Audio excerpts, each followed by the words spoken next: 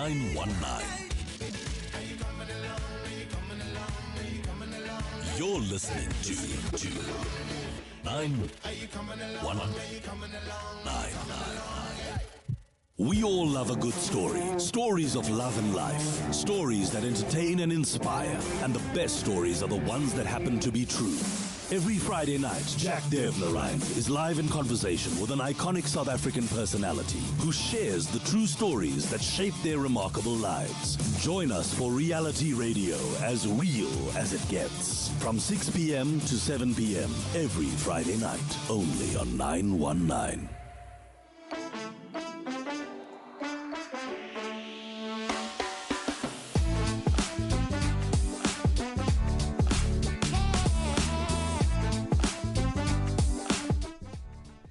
Hey everybody, happy Friday. You're listening to 919. My name is Jack Devnarine and this is Reality Radio.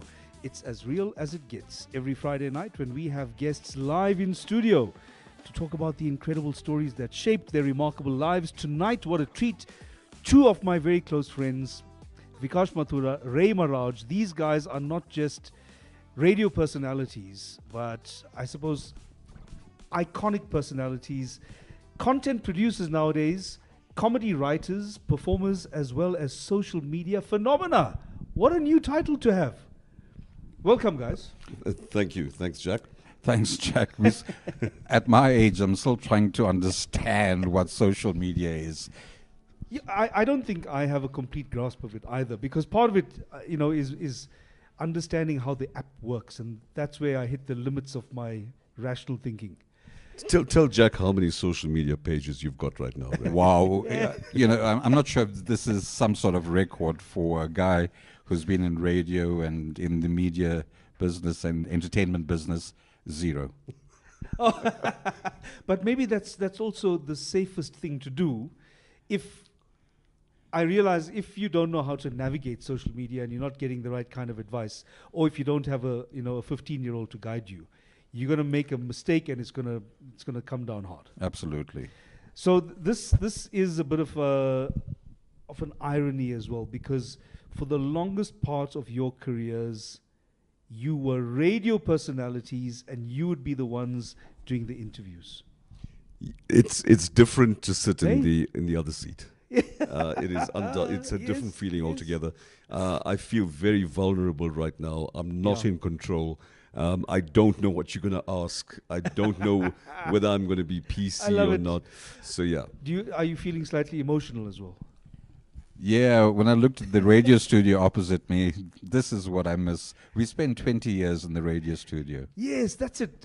Let's just talk about those times, because that's where both of you had established your names. You were household names. I mean, literally that. People had their radio on in the house. So...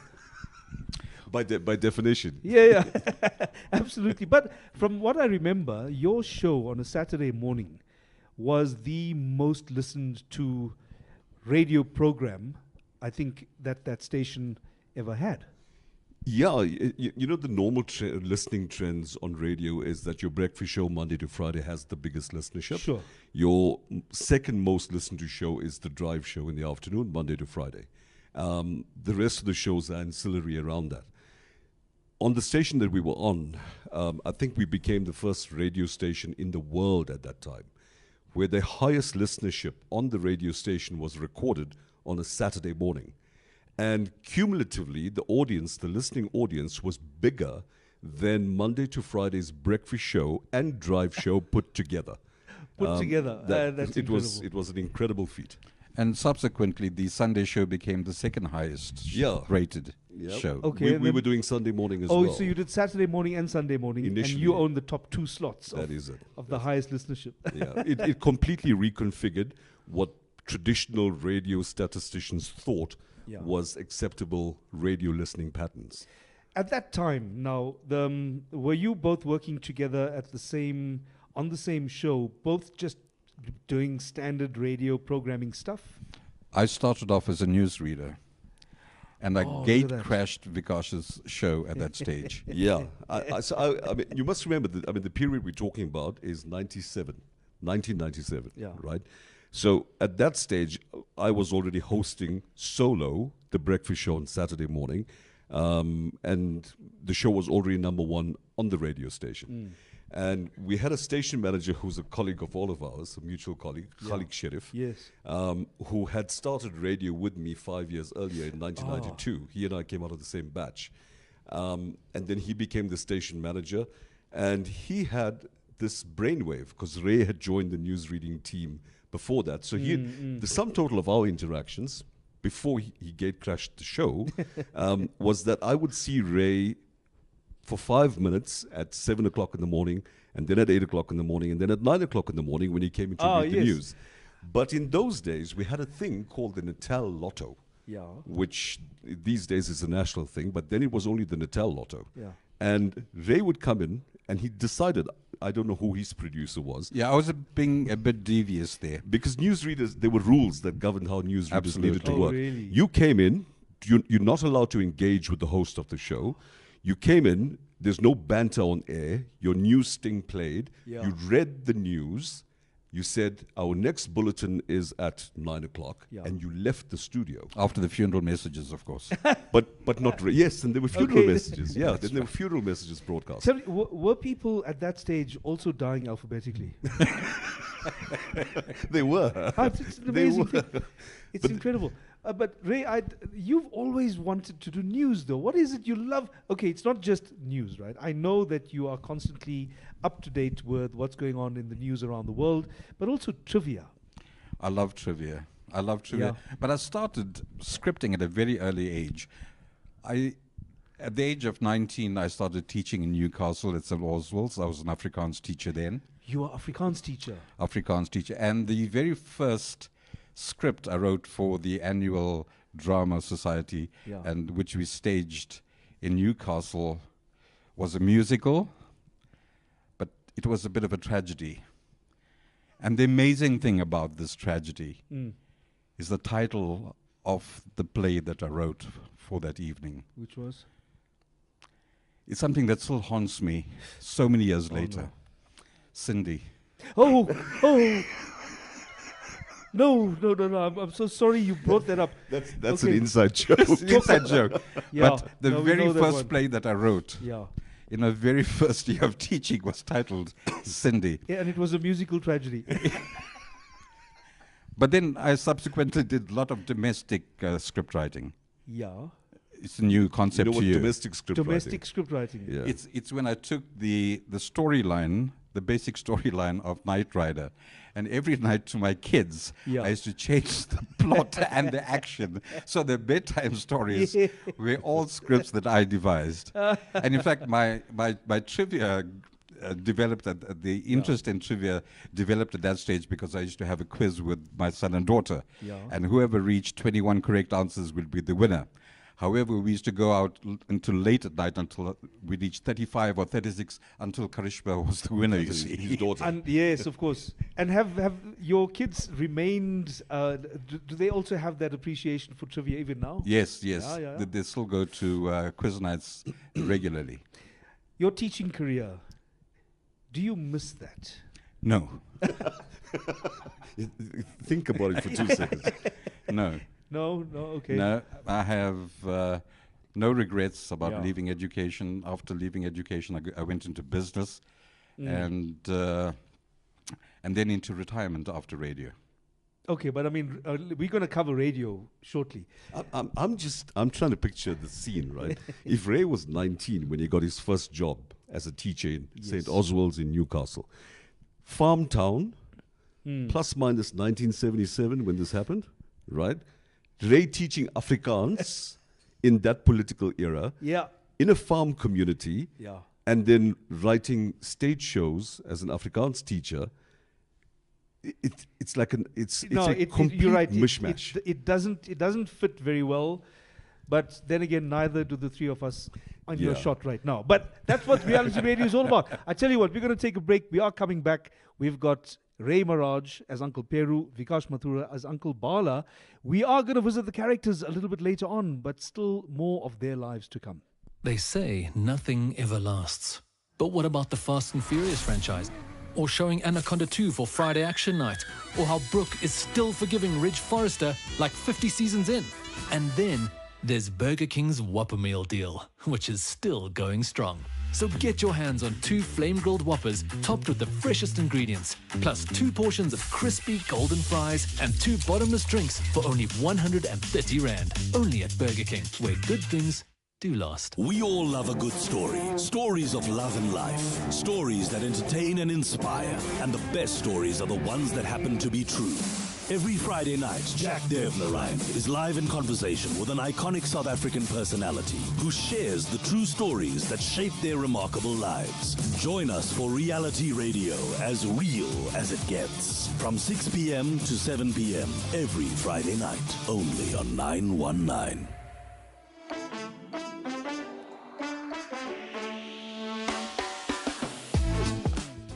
And we're back, Reality Radio on a Friday night with me, Jack Devnarine, on 919.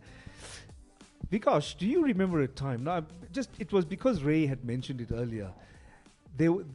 I remember when I was in high school, it was a thing to actually put on school plays. Variety concerts. Yeah, even that. There was at least something. And, by the time I got to, certainly variety concerts when we were in primary school, yes. High school, you might have had a chance to do a serious play, maybe something based on a school set work. Yeah. When you were in school, firstly, which school, which area was this? So my high school and my primary school, most of my primary school years were in Shallcross and Chatsworth. Yeah. Markland Secondary was a newly built school in Chatsworth, in Shallcross at that time. I got to high school in 1984. And we were the only high school that we knew of, Indian high school, that had burgundy colored uniforms. The traditional Really? blue blazer and white shirt. But Ray, I'm sure Windsor High and Ladysmith had maroon or burgundy. I can't remember, but we used to drive past Windsor to pick up our teaching colleagues from there on the way back to Durban. We used to drive home almost every weekend. But it was very distinguished, though. There was something about burgundy, especially in the 80s, right? Well, we ended up having a colored principal, Yeah. which in those days, in the 80s, was unheard of, to have a colored principal being the principal of an Indian high school. And he brought these changes and these reforms. And there was a huge outcry in the community initially because these colors were really absurd. But it became one of the landmark characteristics and symbols of the high school. But to come back to your point about variety concerts, I still say to people today, I never harbored any ambition of being in the arts in the space we play in these days.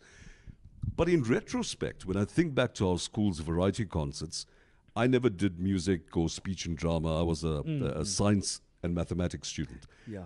But I would find myself at the end of the year, when those variety concerts were being planned, suddenly playing the main character in the lead play. I love that.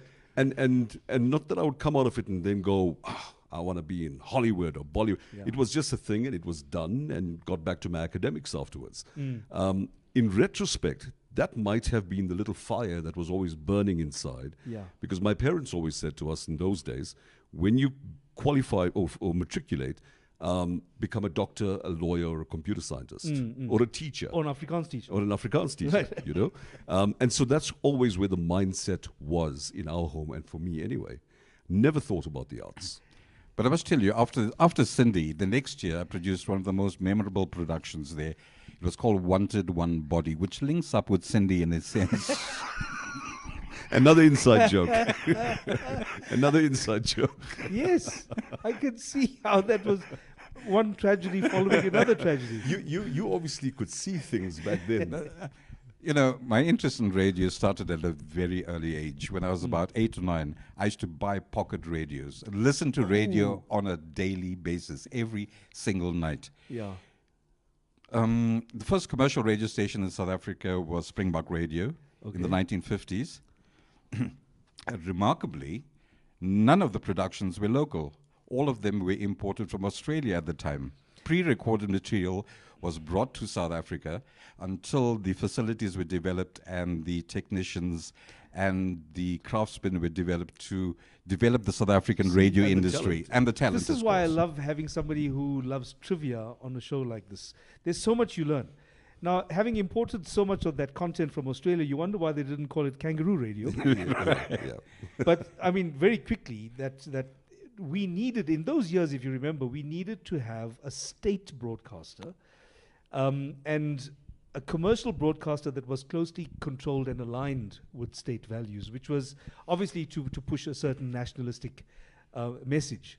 So at which stage, and also I remember the SABC channels then came up. We had, what was the first, it wasn't called Lotus, was it? Lotus It was the Radio first, Lotus. was the first Indian radio Yeah. station. Radio Lotus, 1984 or 83, I think it was. Yeah. The station manager of Radio Lotus was Isabel van der Linde. That's a strange name for an Indian person. Yes, correct. And Isabel switched the radio station on in 1983, I think it Wow. was. And by the time we got there, or the time I got there first in 1992, the station had gone through one evolution of a brand name change, and it was Radio Lotus FM. That was a huge step to go from Radio Lotus to Radio Lotus Yes, FM. I'm sure. Yeah. And by the time Ray got there in 96, 97, it was then Lotus FM. But it was, because it was the only radio station that catered for the South African Indian community in terms of culture and film and music and language, it was the biggest thing by far. Yeah. The beauty of any radio station is how deep your audience penetration is, right? So Lotus FM, if you think we always had 1 million to 1.2 million Indians in South Africa, Lotus FM at its height, at its peak, had a 70 to 75% penetration into every South African Indian household. Sure. So if you were a presenter on the radio station in its early days, you were a superstar. Yeah, that's what I was going to ask. Also, because, I mean, firstly, in those years, if there was a community leader and there was, especially somebody in the neighborhood who was the doctor, who was the teacher, they would generally be considered to be a community leader, generally. So you had the distinction of being teacher, right? Yeah. But then there was the extra distinction now of being a newsreader on radio.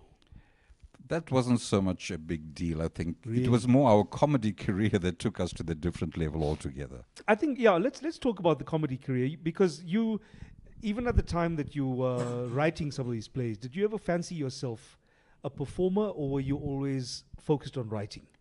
I was always focused on writing. Coincidentally, Yeah. although we know each other for 27 odd years now, worked together, I asked him that exact question literally 2 minutes before this interview started. Oh, wow. We're learning all the time, right? I love that. But I think I was inspired by the golden era of radio. This okay. was the Springbok radio days, when you could listen to the theatre of the mind, Lux Yeah. Radio Theatre, the Pip Friedman Show, and growing up as a kid, Jet Jungle and what have course, you. yes. Mark Saxon and Sergey and Taxi. In fact, Taxi is about the only radio show that translated onto the big screen later. Oh. Into a film. Into a film. There are very few radio shows that have moved on to different platforms, unlike what we've achieved over the years. There were shows like Squad Cars, Men from the Ministry. Yeah. I remember while I was still in school, I would, maybe it was a Sunday evening, I can't remember, but I would sit in my room at home, lights out, have the radio on at 10 or 11 o'clock, very soft, because my parents were instructive that the radios and everything go off at 8, 9 o'clock, get into bed, tomorrow's school. Yeah. And I'd listen to Men from the Ministry, and I was fascinated by the sound effects and everything coming out of this little radio device that played games with my mind. Yeah. But I still didn't fancy a career in radio. I never thought I'll ever end up in that medium. Did you love comedy though? I never thought of myself ever as being funny. Okay. I was not the kid in class who was the funny one. I'd make the odd sarcastic comment, but I was the academic. Yeah. That's what I was. Until by fluke, in 1991, while I was at university, a friend of mine said, let's join a modeling agency in Durban. And it wasn't because we thought we were models. It was purely to check out girls. That's all it was during the December vacation. Totally get it. And that's it, right? So we were 20 years old at that time. And as it turned out, we both joined this agency in Durban. It's called Boss Models. I don't think they still exist anymore. I think they do, actually. They might even still exist. So Suren, I remember a guy called Suren was the owner of Boss Models. Yeah. And he saw the two of us, my friend and I, and we ended up being like one of the only two Indian models in this agency. Yeah. And my buddy had a chemical engineering bursary. And 2 weeks into that stint, his bursary said, come up to Johannesburg and do vocational work. So I was stuck alone. And then suddenly a few modeling gigs came around. And a few months later, he got a brief from the SABC that said they're looking for an Indian television presenter, male, to take over or to join the team of what was then Impressions. And he said, Vikash, you're the only Indian male here. Can I send your CV? Send it in. And nothing ventured, nothing gained. I never thought anything about it. That's how television started. Yeah. And I didn't know at the time that I had just become the first South African Indian male anchor presenter on television. That's incredible. In SABC's history. But also, let's not discount the fact that back then, even very much now, that so much goes with the look, your voice, your performance sensibility. Also, at the time, you were very much in martial arts.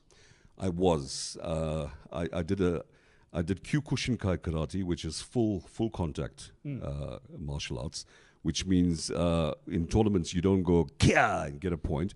There are two rules in Kyokushinkai karate. You're not allowed to punch the face, and you're not allowed to kick the groin. Everything else goes. So I had that going. I was fit. I was a sportsman. I was articulate, although I'd never done speech and drama, and I don't know where that came from. But I was able to wing my way on an ad hoc basis through the television interviews I needed to conduct, and because I started as a field presenter, etc. But even at that point, radio was the furthest thing away from my mind. That was 1991. And then along came 1992. And I got a call and they said, listen, there's going to be a vacancy on, in those days, Radio Lotus. We think you've got a nice voice. We've seen you on television. Would you mind coming in and doing an audition? I honestly thought it was fate accomplished. I got this job. Yeah. I didn't know they had also advertised that role in the newspaper. Why would they do such a thing? So the day I got to SABC in Durban, there were 5,000 applicants there. And I did my audition, went home, and I thought, that was so what a waste of disrespectful. time. Ray, what was your inspiration for your writing? What did you like to read? What was entertaining for you? Well, growing up, my dad used to buy me stuff all the time to read. Not the classics, but it used to be the photo action books, the Kid comics, Kid Called, She, Chunky Charlie, Okay. Stuff like that, Samson, Mark Saxon, and then the comics. But that developed my love for reading, and I read very widely, and I read every single day, which is why I know as much trivia as I do. For example, the little bit of stuff that you find at the bottom of a turkey is called a wattle. Everyone needed to know that. Everyone needed to know that right now. As men get older, we also develop our own A wattle. Our wattle, yeah. Yeah, absolutely. Ray, thank you for that. That is very empowering. You're welcome. That was empowering. One of my favorite ones from Ray was when he mentioned to me, why does the chef's hat, which he'll tell us the name of that. Yeah, he will. Why does it have 100 pleats? That's because you have 100 different ways of preparing eggs. Really? You see? The producer nearly fell off his chair. Come on, And this is a true story. yeah, That's this a is true true. story. This is Wow. real. Yeah, Wow. you can go and check it out. You want to check it out? I dare you. Yeah. The chef's toque, they call it, will have 100 pleats because each pleat represents your expert knowledge of preparing egg according to a different recipe. Yeah. Matabs, is that our next cut? Yeah, okay, good one. Guys, we're going to come back to reality radio with Ray and Vikash, Uncles Peru and Bala, talking about the lives of their characters and creating comedy genius on radio. 919 has signed a code of conduct that is enforced by the Broadcasting Complaints Commission of South Africa.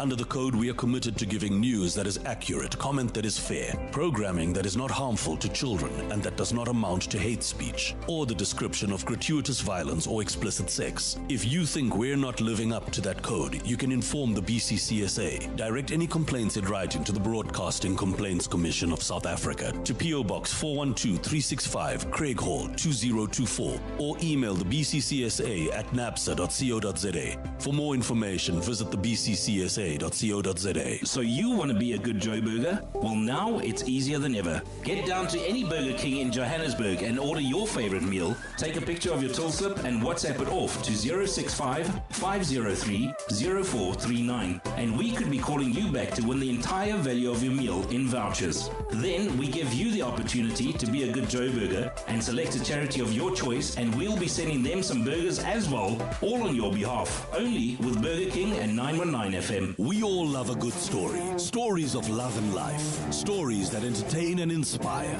And the best stories are the ones that happen to be true. Every Friday night, Jack Devlerine is live in conversation with an iconic South African personality who shares the true stories that shape their remarkable lives. Join us for reality radio as real as it gets. From 6 p.m. to 7 p.m. every Friday night, only on 919.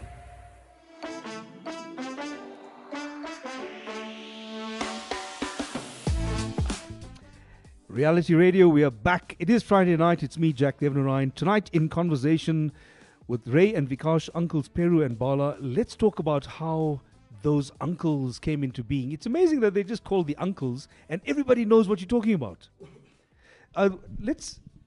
If you already mentioned, Vikash, the kind of listenership that you had. What was it that brought the uncles to life? I know there's a story behind that.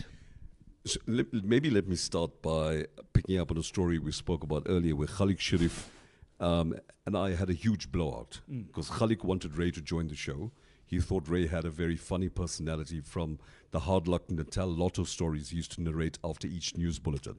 And he thought Ray would complement the show quite nicely. Now, I was arrogant enough to say to him, I've already got the #1 show. Why would we need somebody else to join the show? And working with another presenter is not the same as doing something solo. Yeah. There's a different set of dynamics.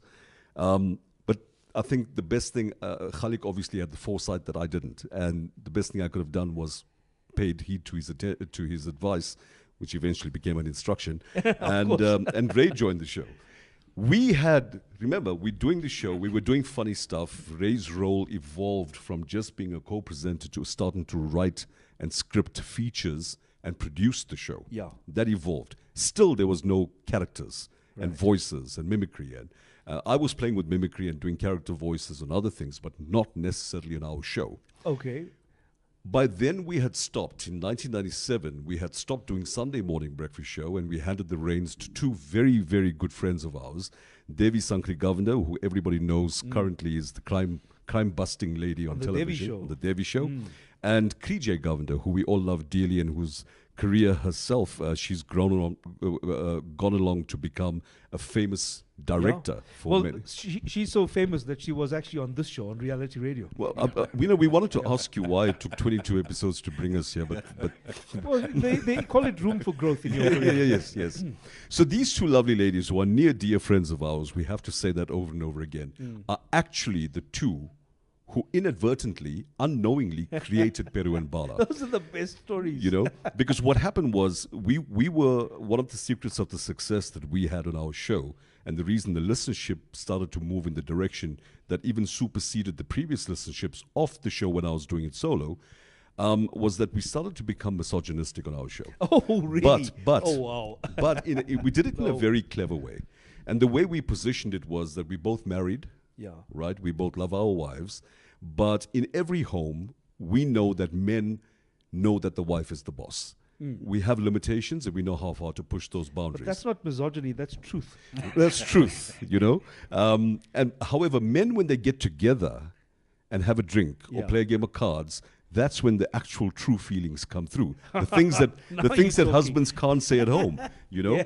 So we were riding that wave. Okay. And I think the ladies had quite enough, because one Sunday morning, I had the radio on at home, and Devi Sankri and Krije were doing their Sunday morning show, and they started to do these two characters. They'd never done it before. So they created a vocal change, and they became these characters. Yeah, Okay. because we were kind of taking the mickey out of them a lot on our Saturday morning show. They created these two characters called Padma and Sawers, Okay. who were two old women whining about their useless husbands. But in the rhetoric, they were actually having a dig at Ray and me. So you were the useless husbands. We in were the effect. useless Yeah, husbands. they were called the tea parties. Now, parties in Tamil means Yes. grannies. Right. Yeah. So I phoned Ray and I said, Ray, because we still got the #1 show, and they're not allowed to do what they're Oh, doing. no. You can't do all So that. I said, are you listening to what they're doing on radio right now? They're having a dig at us, but in the guise of these characters. And so we agreed, we're not going to say anything to them. We're going to go on the following Saturday, Yeah. because this was Sunday morning show. And we are going to create two characters who are the husbands of those two characters that they created. Now, to come up with the names, we were stuck. Yeah. Right? It was going to be a once-off thing. Of course. You're going to have a dig at them. You just got a revenge show planned. Correct. Right. So to come up with the names for these characters, Devi Sankri Govinda's husband's name in real life is Perumal, and she affectionately calls him Peru. Yep. That's where we got that name from. Krije was not married at the time, so it was a problem. So we had another legend on the radio station, the late Mr. B.K. Chinna, and B was for Bala Sundran. That's where we got Bala from. Right. The idea was we would go on for 3 minutes that next Saturday and sort the two ladies out once and for all, Right. which is what we did. The next week, Yeah. the radio station went berserk. The phone lines went Oh, berserk. fantastic. Everybody wanted to know, who are these two uncles? Yeah. Can they be on every day? Can we hear more of them? Okay, this is the point at which we have to hear the uncles. So, what did that initial exchange sound like? You were presenting as yourselves, right? This is now the revenge show that followed Krije and Devi Sankri. It's a Saturday morning. Yeah. You guys are on air. You were Yeah. presenting as yourselves, and at a certain point, you slipped into these characters. What do they sound like? So we probably was, bear in mind this is 1997, it's probably me going, you're listening to the Weekend Liftoff on Lotus FM, and we've got a very special panel of guests here this morning who've just joined us in the studio. Please say good morning to Uncle Peru. Vanakkam, everybody. Uncle Peru, yeah. I'm the husband for Padma. Y'all aired there last week. I'm the husband, Uncle Peru. And the other guest that we have in our studio is Uncle Peru's best friend, and his name is Uncle Bala. Vanakkam, everybody. Uncle Bala, yeah. I am the husband of that dragon who calls herself Sowers and who was on air last week talking all nonsensical stuff about me, Peru. Yeah. The only reason we never came on here is that I got a grandchild. We got a grandson, Oh, okay. What's his name? 9 boy. How old is Dine? 9 boy is 10. Oh, that's So to protect him, we decided we won't say anything nasty. We won't come on her, on the radio, her. yeah. But enough is enough. This was the beginning of what then became a 20-something year journey. We had no idea. Really? It's not like Ray and I sat there and said, let's create these characters and, maybe someday. It was a 3-minute gig. That was the deal. Yeah. With 3-minute gig, it'll never happen again. Well, subsequently, to fast forward in the interest of time, when people talk about attendance records in South Africa for comedy shows, Yeah. right? You automatically think about Trevor Noah and the Dome when he packed out 11,000, 12,000 people in the Dome. That's for a comedy show. Yeah. Right? So that's the official numbers that people talk about. Peru and Bala ended up doing stadium shows because indoor venues became too small. Oh, come on. So the largest crowd, the record that we have to date, is at the Rydalvale Sports Stadium in Phoenix in 2002.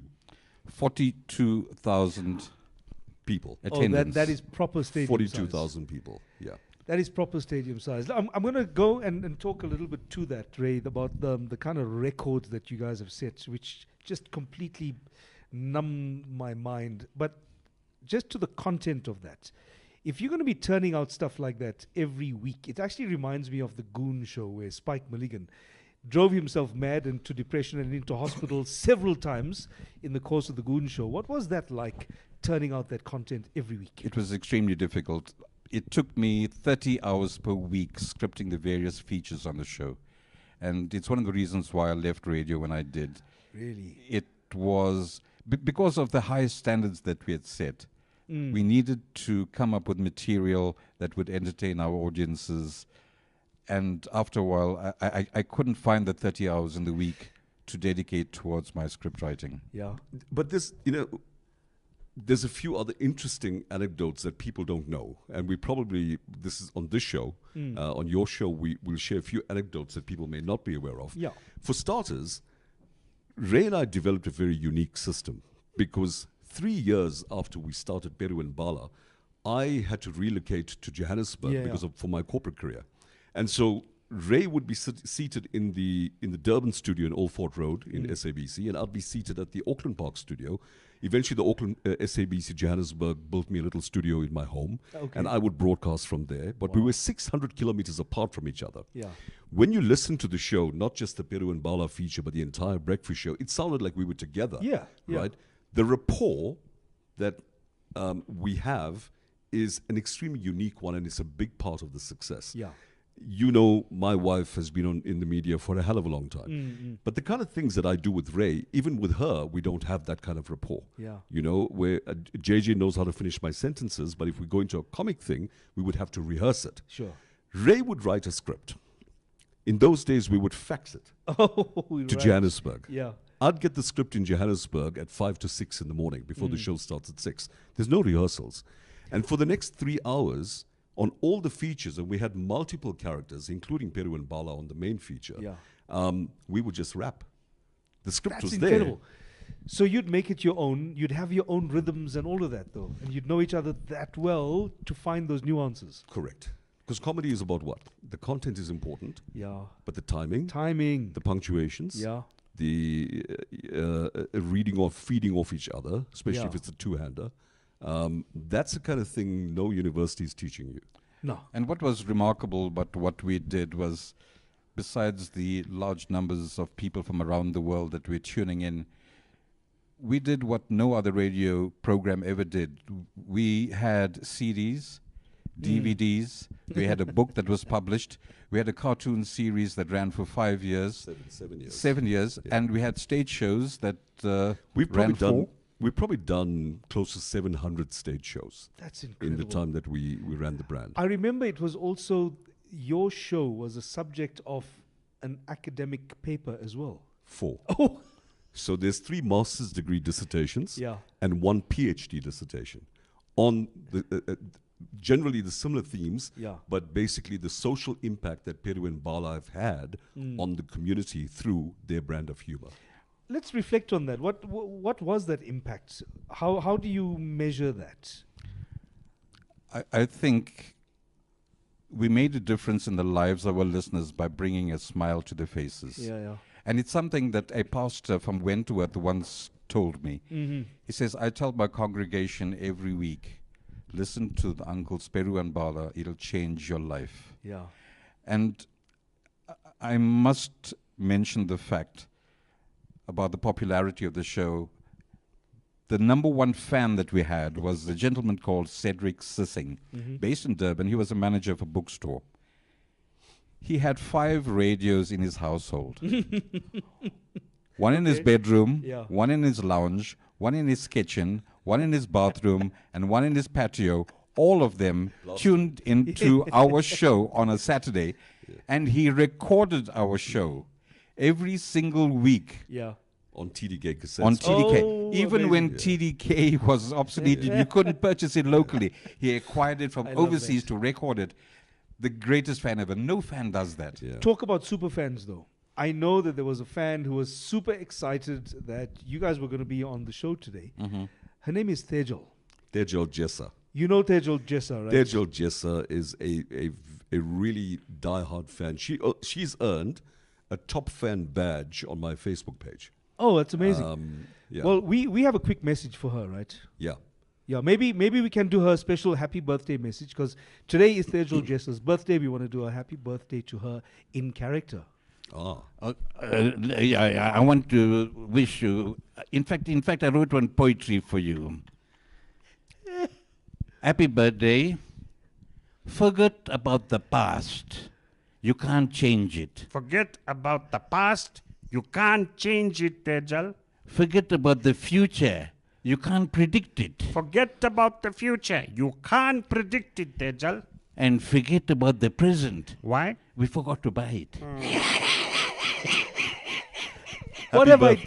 Happy birthday, man. What have I done? What have I done? Happy birthday, Tejal. We're going to take a short break. It's Reality Radio on 919 with Uncle Peru and Bala. We'll be back after this. They say nothing ever lasts. But what about the Fast and Furious franchise? Or showing Anaconda 2 for Friday Action Night? Or how Brooke is still forgiving Ridge Forrester like 50 seasons in? And then there's Burger King's Whopper Meal deal, which is still going strong. So get your hands on 2 flame-grilled Whoppers topped with the freshest ingredients, plus 2 portions of crispy golden fries and 2 bottomless drinks for only 130 Rand. Only at Burger King, where good things do last. The Feel Good Drive with Nicole De Silva. Do you know that homes in Nigeria get built with generators? They're not even trying to be fighting with their provider. Every house there that they had literally had a generator. You could literally hear the generator on the show. Oh no. Just running and running and running Yeah. and running while they're actually having a conversation. Monday to Friday, 3 to 6 p.m. only on 919. We all love a good story. Stories of love and life. Stories that entertain and inspire. And the best stories are the ones that happen to be true. Every Friday night, Jack Devlin is live in conversation with an iconic South African personality who shares the true stories that shape their remarkable lives. Join us for Reality Radio, as real as it gets. From 6 p.m. to 7 p.m. every Friday night, only on 919.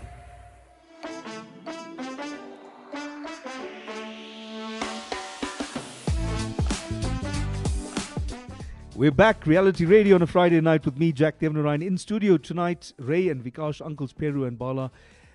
After such a successful run, you then decided retirement was the best thing for the uncles. But why?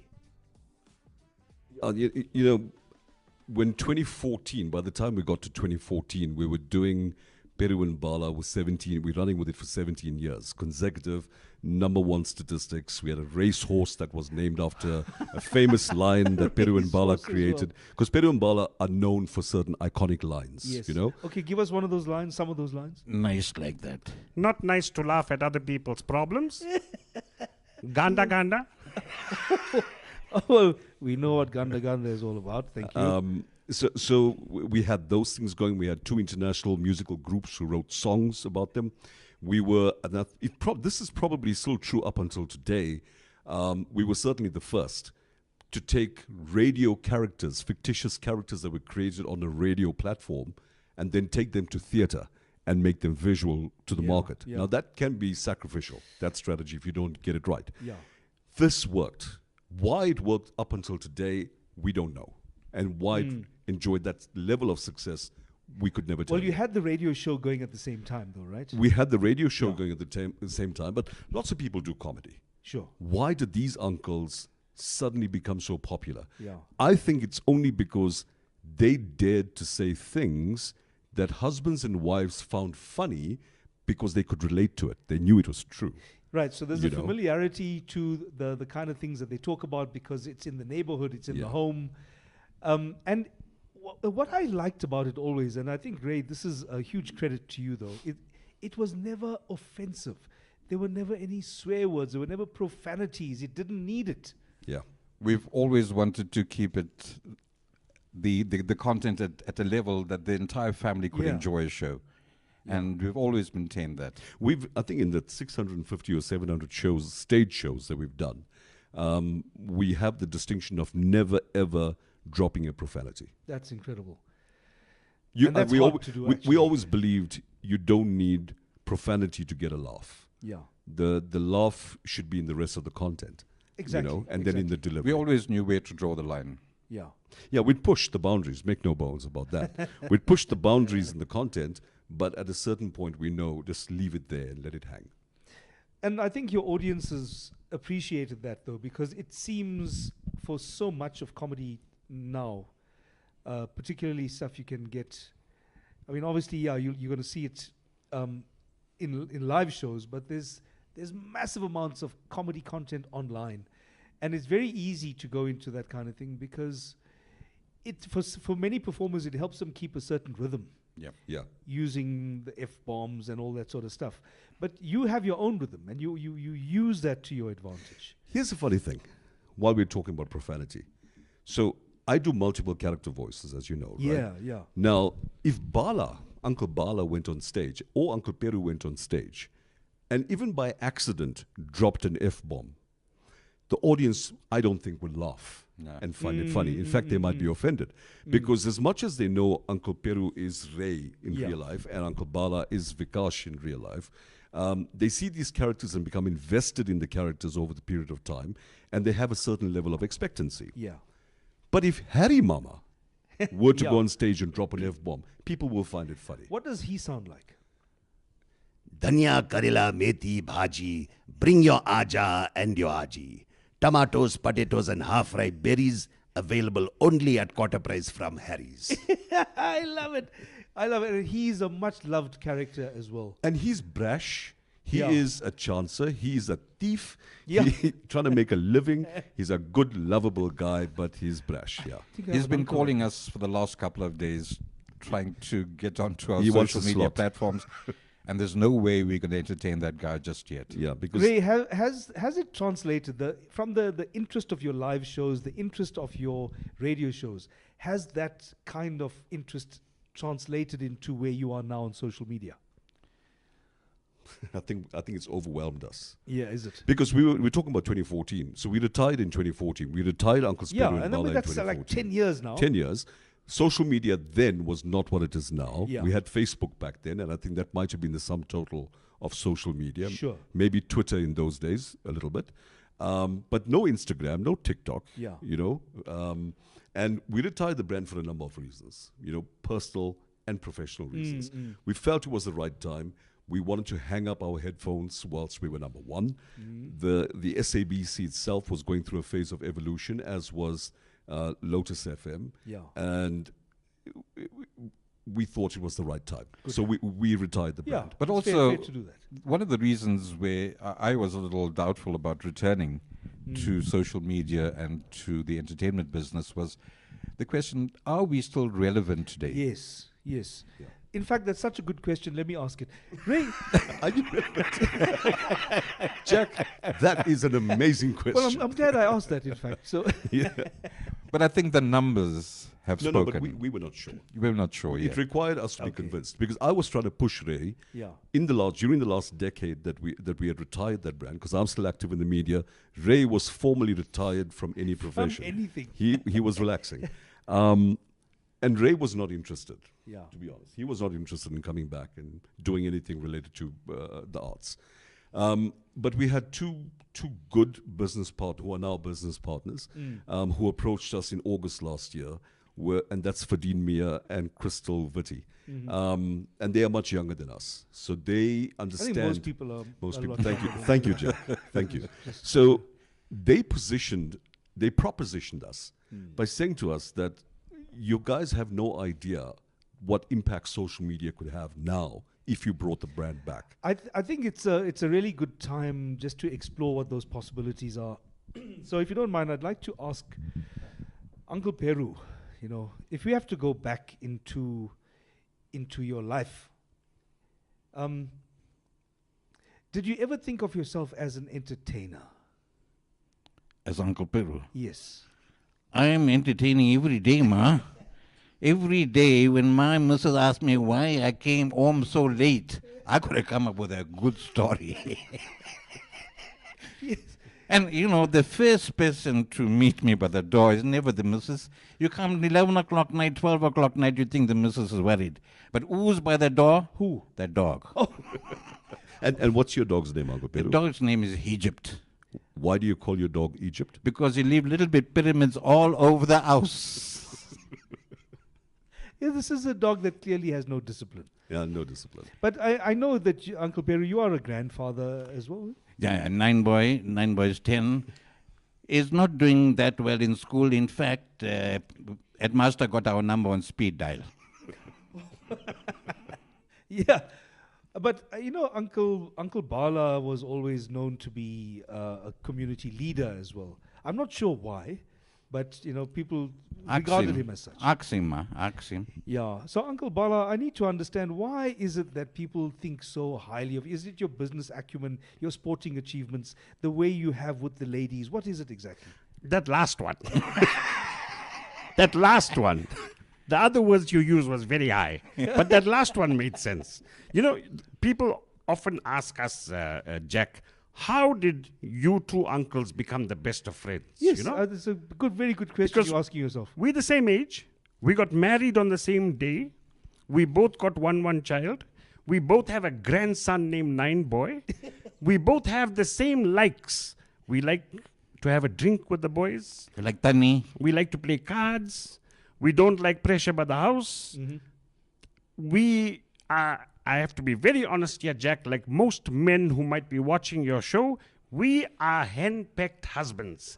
And we are very proud to admit it to you, but we will not admit it to our dragons. Never. Yeah. Oh, wow. See, now that's a dangerous thing to say. You cannot say, you can't call your wives dragons. I never called it dragons.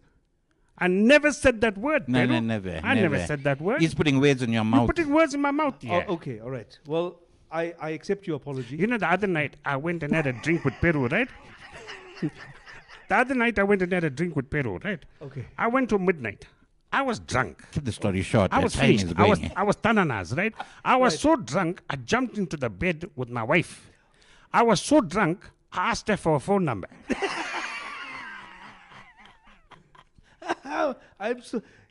I would have been terrified if she actually gave it to you. She never gave me the number. Your wife didn't give you her phone number, hey? Yeah, listen, I think that, the thing about social media, right? We've come back now because Crystal and Fadine convinced us that there's a whole world out there that we had never explored. We had listeners from 40 countries. Yeah. I mean, one of our biggest fans of Peru and Bala was legendary cricketer Lance Klusener. Oh. Okay.